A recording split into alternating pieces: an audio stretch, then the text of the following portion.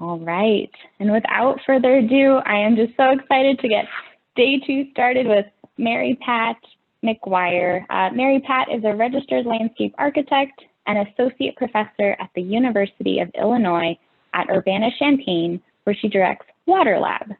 Water Lab is a design research studio focused on addressing stormwater and urban flooding through landscape infrastructure, and specifically targets impervious urban surfaces, such as parking lots, streets, and abandoned land, through resilient rainwater design. As part of this work, in 2018 to 2019, Mary Pat led an Illinois-Indiana Sea Grant with geologists and engineers to research native soils in the Chicago-Calumet region to discover how to more effectively retrofit urban land under climate change.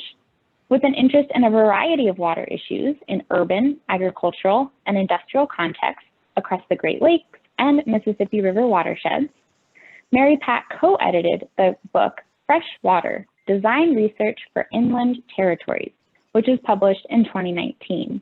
And she's currently working on a new book, Surface Design and Landscape Architecture, a case study book that examines how landscape architects design the ground in 21st century cities. Mary Pat held fellowships with the Landscape Architecture Foundation and College of Fine and Applied Arts at University of Illinois, and has received research support awards from US EPA, Wright Ingraham Institute, University Research Board, Brent and Jean Wadsworth Endowment, and Illinois-Indiana National Sea Grant Program via NOAA. And with that, I will turn it over to Mary Pat.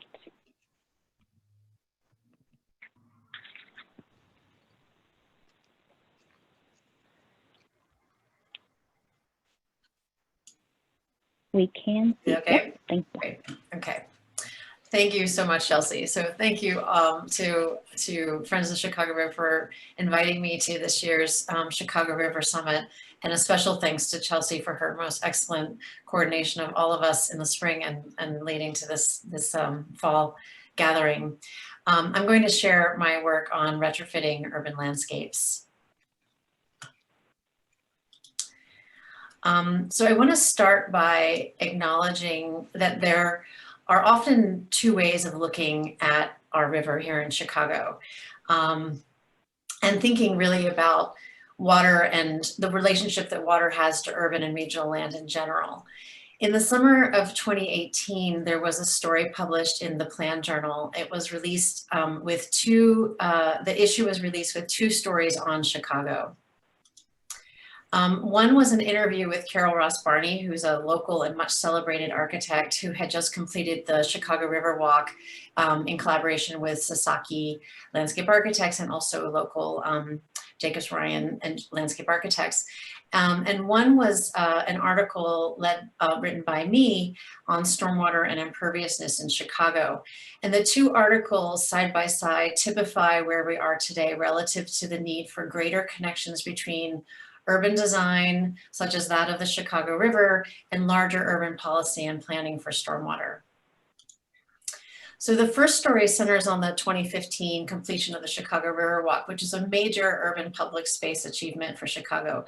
It culminated years of downtown planning for the river through a long-held desire to stop turning our backs to the river and instead to consider the river a really important, as important, let's say, as the lakefront. And part of the goal of the River Walk was to create the river as Chicago's second front yard, which is oftentimes also described as a kind of shared urban living room. The project stretches 5 blocks long and more, and it costs $100 million to construct. And according to the article, the Riverwalk has already been associated with $7 billion in adjacent development, making it part of a suite of central projects that are aimed at boosting tourism and economic development for Chicago, just as Millennium Park in Grant Park was. And in some ways, this project could be compared to the famous High Line in New York City from a kind of public space and economic development perspective, except that the Chicago River is not a high line in the city, but it is a low line. It's a low-lying river that runs through our city. And aside from a 1-block section of the floating wetlands, the project is subject to the quality of the Chicago River itself. As a key part of Chicago's hydraulic wastewater system, the Chicago River is the receptacle of the city's combined sewer system that collects the city's sanitary and 99% of its sewer water. And 1 week after the Riverwalk opened, Chicago had a really large rain event, and the result was that we had a public way that was flooded with raw sewage. And in the article written by Carol, it was noted that it only takes a day to power wash the surfaces of the Riverwalk when this happens. But I think it's important to remind ourselves that we're not talking about mud here. We're talking about wastewater, we're talking about Chicago's bathrooms, we're talking about industrial waste that's flowing through downtown.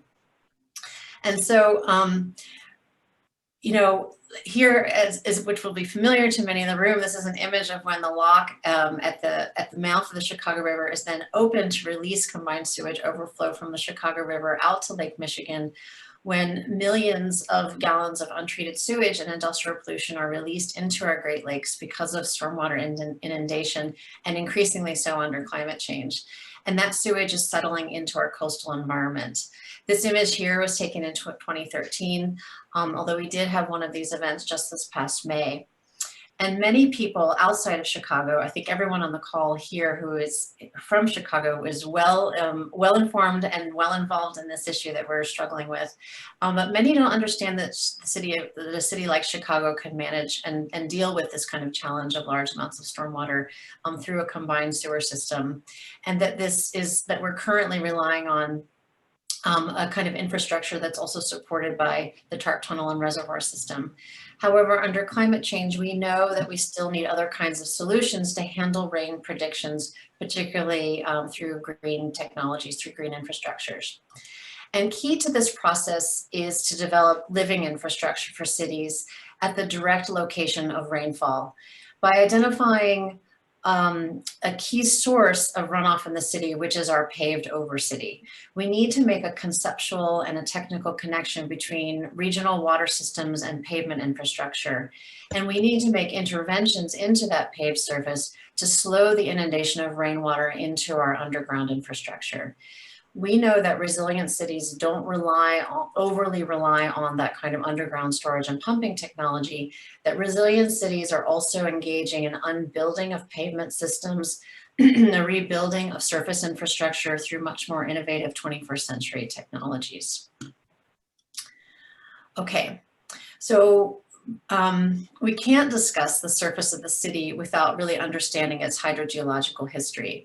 Chicago was settled in a rich watery crossroads between the Great Lakes and the Mississippi River Basin to the west. And this thin margin of land here marked under Chicago Plain it is at the foot of the lake. It contained, and it still contains, a rich variation of soils that were deposited by glaciers. And on the right, as you can see, this is an example of the kind of shoreline ecology that developed by the retreating lake. And that landscape and that former lake plain and the prairie type hydrology, which really performed like a kind of sponge in the landscape, was effectively erased, gridded, and paved over. And the two primary rivers were straightened into hydraulic canals and reversed the flow of those rivers to drain the city. So today, the city and the region, I'm trying to listen.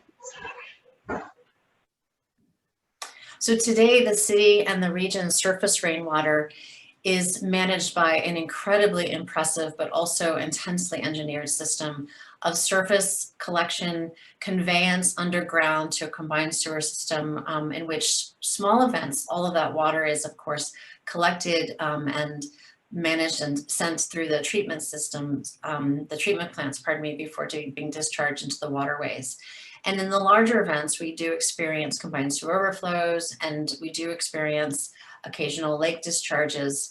And it's because of the decades of those patterns that the tunnel and the reservoir system was started construction. Many of us on the call are deeply aware and involved in those histories. So I don't need to discuss that very much.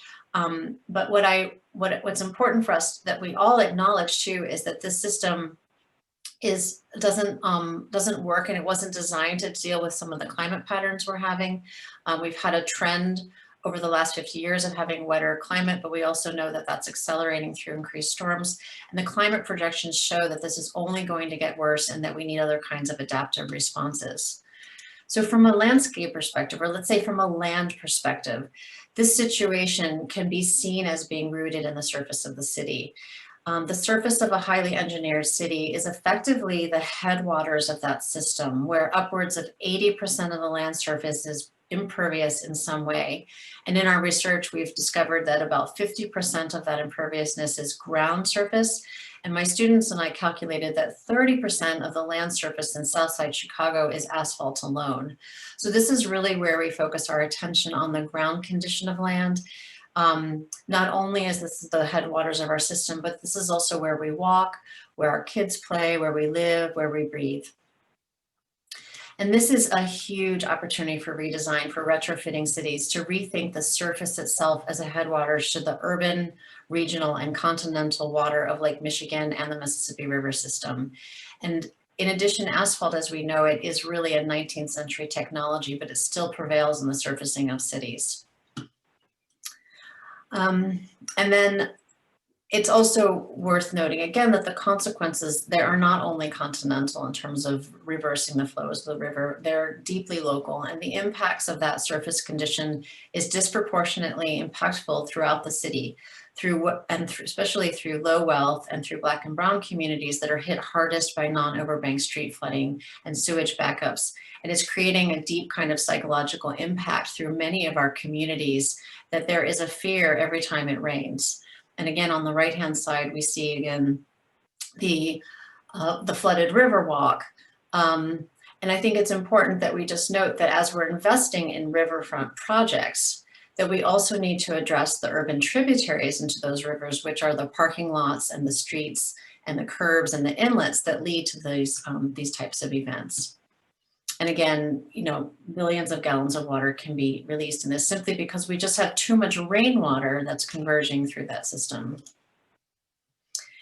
So in our work, we're trying to challenge us to rethink our infrastructural relationship with water, away from a problem of control and separation and isolation toward one that's really about re-engagement or re-relationship.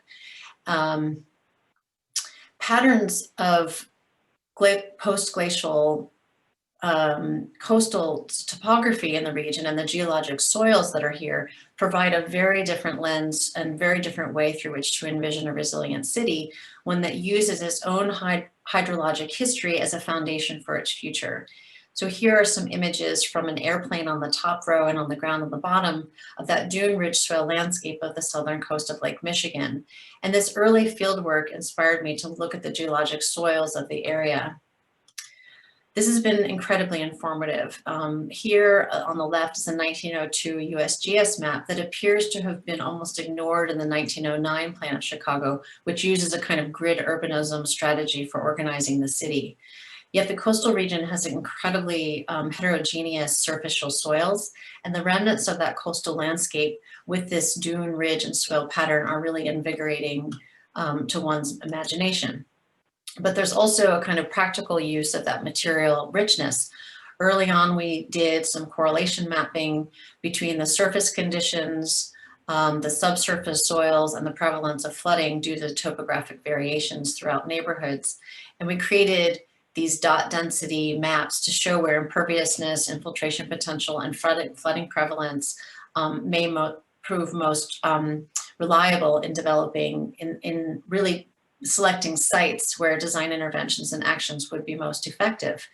And in the process on the right-hand side, more recent high-resolution LiDAR data became available, and it revealed that remnants of that coastal geology, in particular some of the sand belt of Chicago, still do exist at the near surface. And I've been working with quaternary geologists at the Illinois State Geological Survey to do visual field surveys in these neighborhoods to locate these dune ridges and beach areas that run through the south side of Chicago.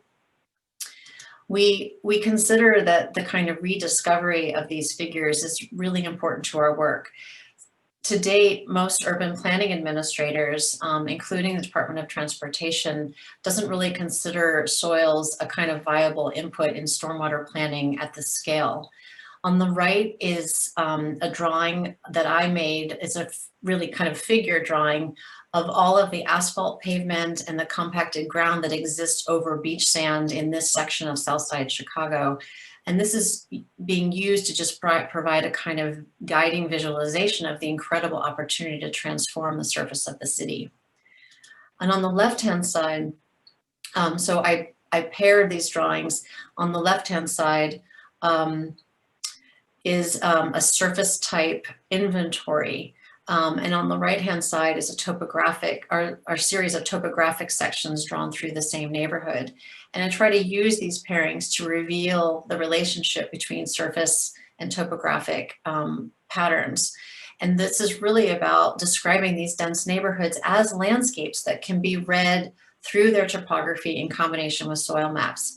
And the question here is really how to disrupt that surface on the left that's characterized by imperviousness to reveal that landscape on the right, which really is about land and landscape relationships, and ideally about infiltration potential. So in order to make some progress here, as Chelsea in her introduction said that a group of us submitted for and received an Illinois Indiana Sea Grant on this work. This is a program that works on coastal community resilience that's funded under NOAA. And we propose to look at the interrelationships here between soil and land and water more effectively to try to develop stormwater design and planning for the Chicago Calumet corridor. This is a 10-mile area that runs east-west just south of the Chicago city limits. CNT had already developed a rain-ready plan well known to many in the room, which provided a conceptual thinking about sinking and holding rainwater through one of its goals, retrofitting urban land. So our team took a geologic soils approach here that we hoped would inform that retrofit process through much more specific site and soil specific design. And again, the key to that process was to take a more surface-based approach rather than a feature-based approach. And this is because we know through some engineering research that features inserted at the end of a large drainage area fail faster. They either can't take the volume that's needed or they clog. Features don't adequately address the actual root problem, which is the paved surface itself. So our questions in our research program were sort of twofold. How does the native soil of the region contribute to infiltration and storage? And then also how much of the upper surface really needs to be retrofitted to have a kind of robust green infrastructure system. And so we developed these little layer cake prototypes, these 2, 3, and 4-dimensional prototypes. So these are cross sections of the various inputs that go into this sort of rain-to-rain approach to surface design. So the 2-dimension on the right-hand side is really looking at the raindrop and thinking about rain moving through the surface of land, through urban land, and how it interacts with the native soils underneath. So that's really that kind of upper green infrastructure medium in calibration with the soils underneath. And then the third dimension is the loading ratio. So this is the spatial dimension where we're looking at the percentage of surface disruption that we need to make in order to receive the intended rainwater quantity. And then the fourth dimension is really the temporal dimension, the quantity of rain that's coming in shorter time intervals. And these variables went into something called fragility curve analysis, which our engineers use. They borrowed this from seismic research, and they borrowed this into stormwater research, in which they're modeling the reliability of those 4 parameters together. Obviously, we don't design rain and we don't design native soils, but we can design that thickness of the green infrastructure medium and the loading ratio relationship that then those 2 parameters can go into the model. And we derived the soil data from fieldwork in the region. The team led by Illinois Geological Survey has been updating the soils database for the whole region, and I encourage anyone to access that under ILWater.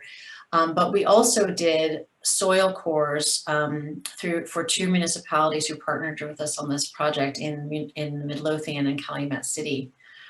And while we were out there, we characterized our soil samples, and we also did a musometer testing, which is a saturated hydraulic conductivity testing on site. And then also brought that soil, of course, into the lab. The geologist did, and did further soil lab analysis. And that allowed for there to be an understanding then of the range of soil textures that actually occur through the region. And these case-out values and specifically are what went into the fragility curve analysis.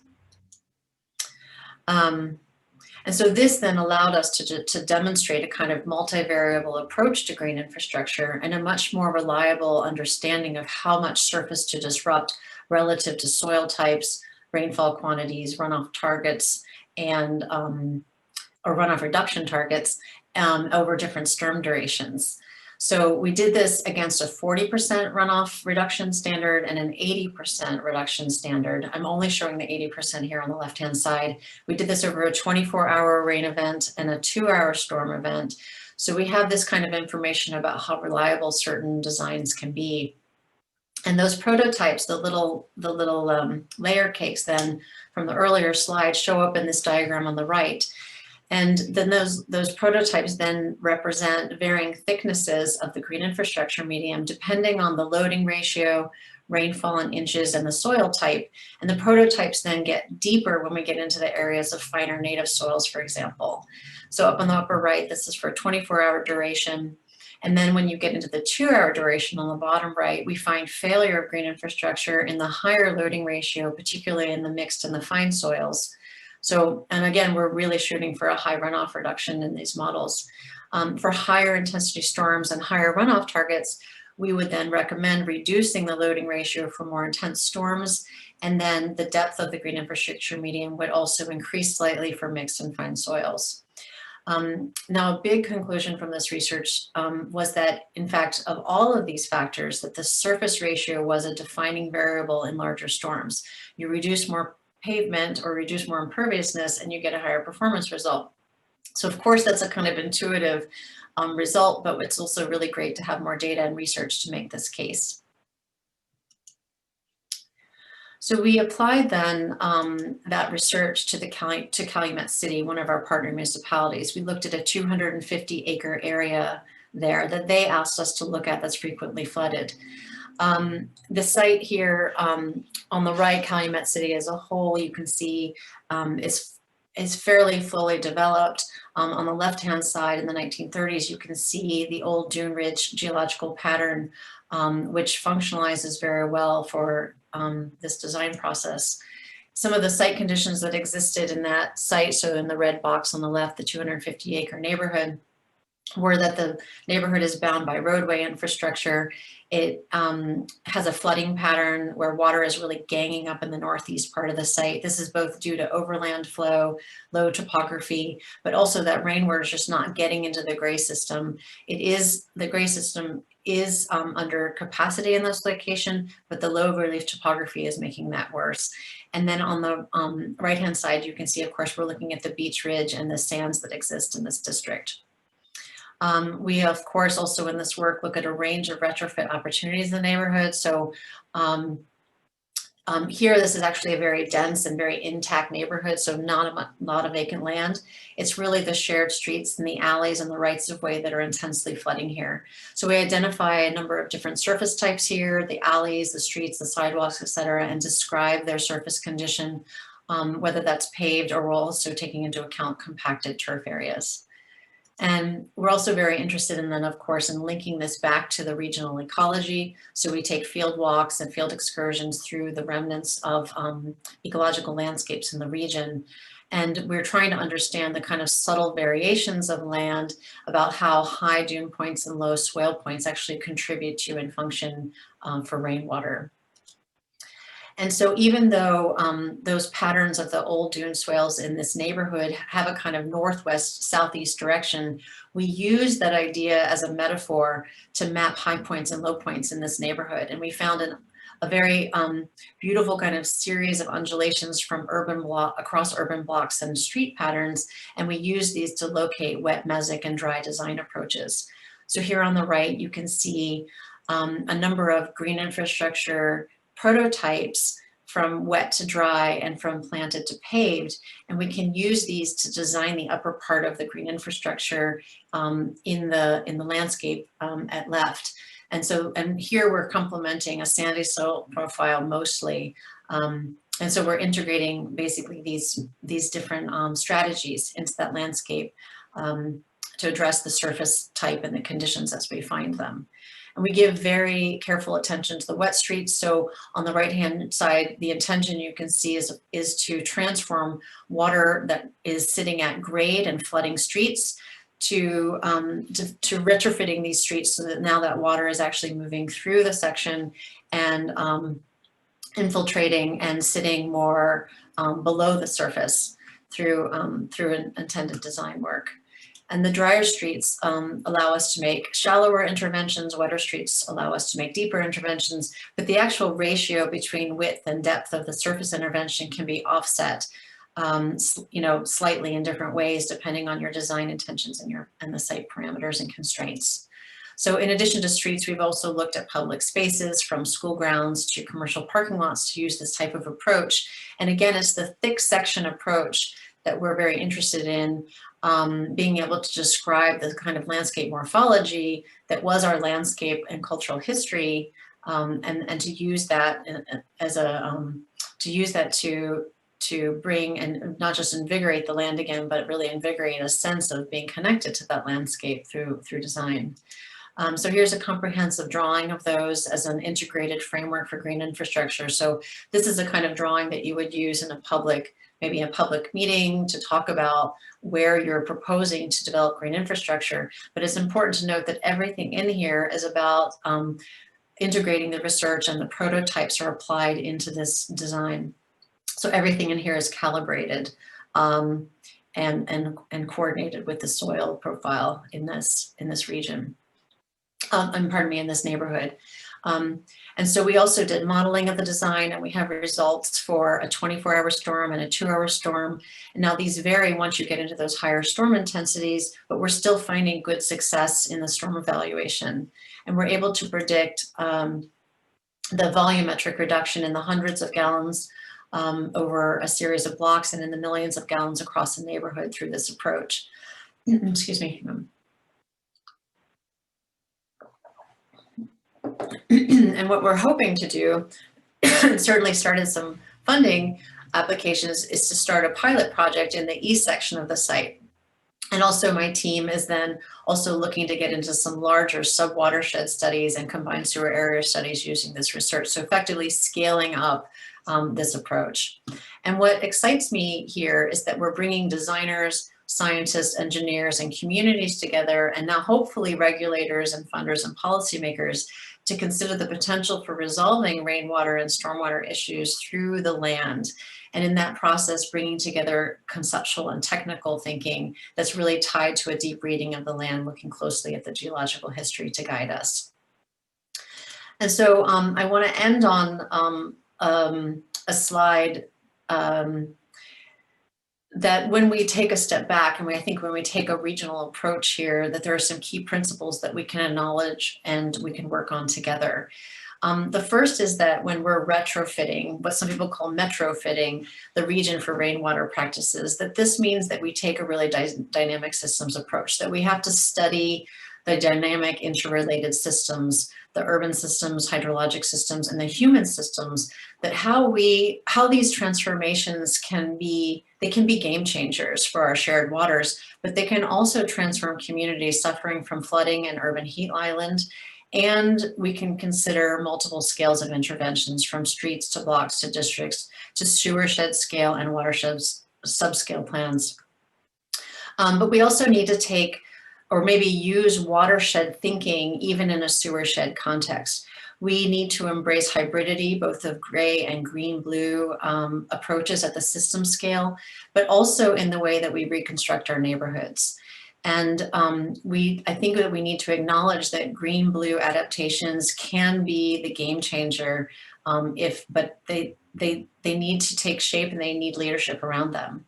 And lastly, that this is about people, neighborhood by neighborhood, that we have multiple stakeholders to coordinate and to support, and we need institutional leadership to say yes, that we're going to explore this for real. And I welcome an opportunity to partner with folks that are in this room and to support that process in any way possible. And that is what I have today. Thanks, Chelsea, for this opportunity. And please feel free, anyone, to contact me with questions. I know we're at time and I look forward to Q&A at the end of the day. Thanks.